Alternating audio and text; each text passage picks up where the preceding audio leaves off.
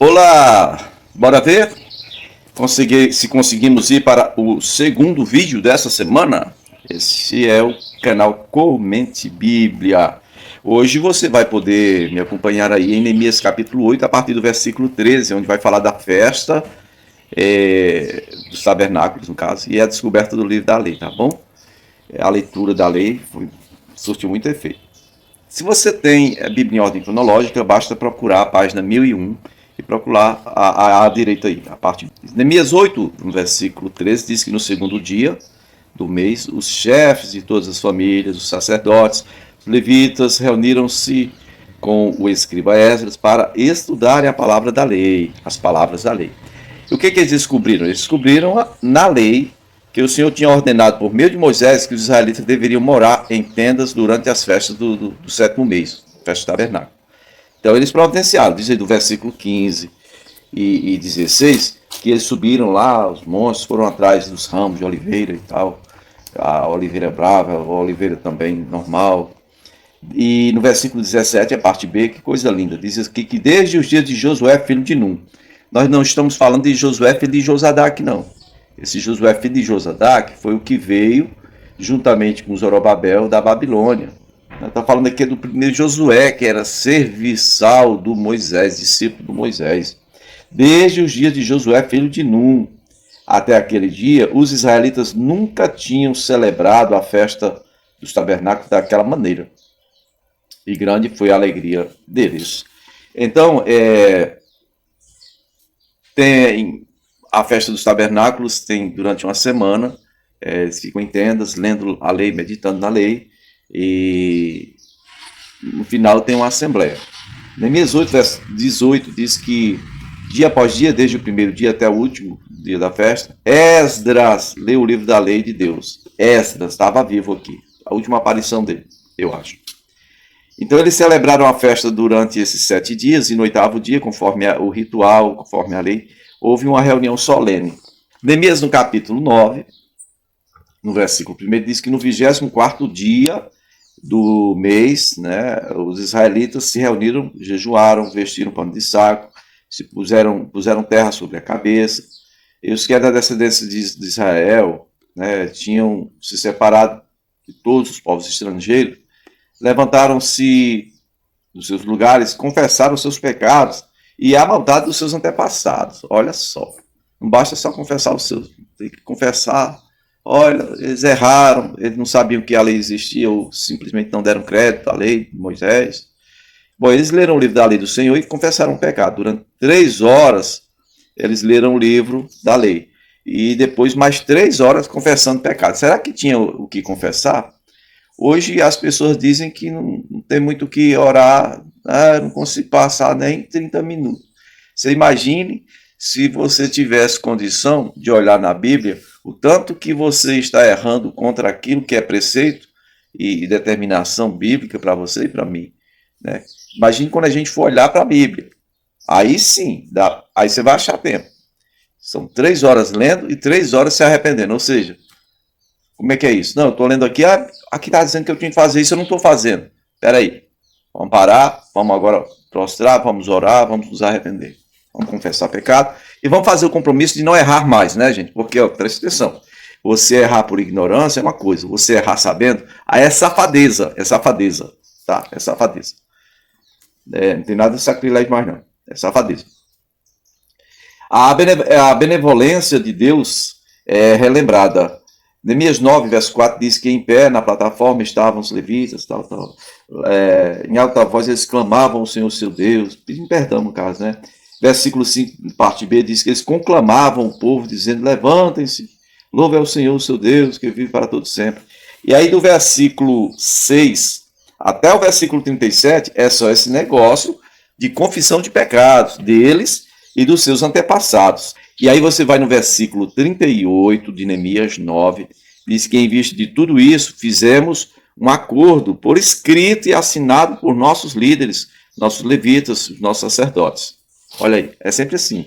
Lê a Bíblia, ou lê a lei, vê onde está errado, tem que ter um conserto, tem. Vamos fazer o conserto por escrito, vamos assinar. Todos os líderes que assinem aqui, assine. Isso é um juramento. Jure que você vai cumprir, eu juro. Tá. Daí a pouco, Já está tudo praticando a iniquidade. Neemias 10, do versículo 1 ao 27, é a lista dos que assinaram aquele pacto, dizendo, não iremos mais pecar, não iremos mais errar contra o Senhor. Né? Aí no versículo 28, em Neemias 10, vai falar dos sacerdotes, levitas, porteiros, servidores do templo e tal. Versículo 29 diz, agora se une a seus irmãos, os nobres, e se obrigam, sob maldição e sob juramento, a seguir a lei de Deus, dada por meio do servo de Deus, Moisés, e a obedecer fielmente a todos os mandamentos, ordenanças, decretos do Senhor nosso Deus. Prometemos, olha só o pacto e o compromisso que eles fizeram diante do Senhor, para quebrar logo depois, tá? Porque aqui o negócio, a quebradeira é geral. Eles fazem hoje para quebrar amanhã. Olha, prometemos não dar as nossas filhas em casamento aos povos vizinhos, nem aceitar que as filhas deles se casem com os nossos filhos. Por que isso tinha que ser a primeira coisa? Porque da mais alta autoridade de Israel até o povo mais pobre, menorzinho no povo, estava pecando nesse ponto. Que foi uma das advertências mais recorrentes faladas por Moisés, dizendo, olha, não se envolvam, não tenham aliança com esses povos. Por causa da maldade deles, da prática de idolatria deles, a prática terrível que eles têm, que Deus está expulsando eles e dando a terra deles para vocês. Se vocês forem se envolver com eles, vocês vão cair no mesmo pecado. No versículo 31, diz assim, quando os povos vizinhos trouxerem mercadoria, cereal para vender no sábado, não recebam, não negocie, não compre. Não compraremos deles nesses dias. Outro terceiro ponto. A cada 7 anos nós abriremos mão de trabalhar a terra e celebraremos e cancelaremos todas as dívidas. Olha só, o ano sabático. Né? E então, no verso 32, assumiremos a responsabilidade de, conforme o mandamento, dar anualmente 1/4 do grama para o serviço do templo do nosso Deus. No final desse versículo diz, para a necessidade do templo do nosso Deus. Né? Aí é o imposto do templo, que é diferente do dízimo. No versículo 36 diz, conforme também está escrito na lei, traremos o primeiro dos nossos filhos e a primeira das crias dos nossos rebanhos, tanto ovelha como bois, para o templo do Senhor, para os sacerdotes que ali estiverem ministrando. Verso 37, nossa primeira massa de cereal, nossa primeira oferta de cereal, fruto de todas as nossas árvores, nosso vinho e azeite. Traremos o dízimo das nossas colheitas para os levitas. Está vendo? Isso foi estabelecido aqui como uma lei. Né? E nesse pacto aqui eles estão fazendo porque eles leram e viram que aquilo era a ordenança do Senhor. E disseram, não vamos mais quebrar esses pactos não, vamos embora, gente. E fizeram isso, mais uma vez, mas infelizmente, você já espere aí um pouco que vocês vão ver o que aconteceu. Lá no final ele diz assim, no versículo 39, né, no finalzinho, diz assim, não negligenciaremos o templo do nosso Deus. Que coisa linda, dá vontade de aplaudir de pé. Se não fosse tanta falsidade, mentira e safadeza envolvida, daria certo. Se eles fossem realmente homens de Deus, que mantivessem uma postura séria, daria para aplaudir de pé, né? Neemias 12, do versículo 27 a 43, vai falar das reformas que entram em vigor. A primeira coisa é sobre a dedicação da muralha. Versículo 27, Neemias 12, diz, por ocasião da dedicação dos muros de Jerusalém, os levitas foram procurados, trazidos, né, os que moravam próximo de Jerusalém, foram trazidos para dentro de Jerusalém. Tinha cantores no versículo 28, cantores que moravam em redor, e esses cantores haviam constituído povos para si em redor de Jerusalém, passaram a morar dentro de Jerusalém. Verso 30 diz que os sacerdotes levitas se purificaram, depois purificaram também o povo, e purificaram as portas, e purificaram o muro da cidade, que é a muralha da cidade. No verso 37 diz que a porta da fonte, eles subiram, tal. No verso 37 faz menção novamente da porta da fonte e da porta das águas, só observe aí. E agora eu quero que você anote para você ler em sua casa os salmos que tem a ver com a dedicação das muralhas, tem a ver com Jerusalém aqui nesse momento de reedificação dos muros. O Salmo 147, 148 e 149, meu povo, leiam todos, tá bom? Neemias 13, no versículo 4, diz assim, antes disso, Antes disso o quê? Antes desse pacto acontecer, antes deles lerem a lei do Senhor, antes da festa dos tabernáculos acontecer, antes desse concerto, essa nova aliança acontecer, antes disso, o sacerdote Eliasibe, não é o sacerdote, é o sumo sacerdote Eliasibe, descendente de Josué, filho de Josadaque. Esse sumo sacerdote Eliasibe, ele tinha sido encarregado do depósito do templo do nosso Deus e ele era parente próximo de Tobias. Como assim? O Tobias era sogrão dele, provavelmente, né? Tobias. Quem é Tobias? Um amonita, tá bom? Já falei várias vezes, mas não custa a gente lembrar. Amonitas e Moabitas são os descendentes de Ló, aqueles dois filhos que Ló teve com suas próprias filhas. Um se chamou Moabe e o outro Benami. Então, Amonitas são descendentes de Benami. Moabitas são descendentes de Moabe. Tá bom? Veja bem. E esse sumo sacerdote aqui, que tinha Eliasibe, tinha se tornado parente, né, genro do Tobias, e tinha cedido uma sala grande do templo, que antes era utilizada para guardar as ofertas, o dízimo das colheitas, de tudo, rapaz. Vinho, azeite, era tudo colocado numa sala grande. Ele disse, nessa sala grande eu vou dar para o meu sogrão, ó. É brincadeira uma coisa dessa, né, não?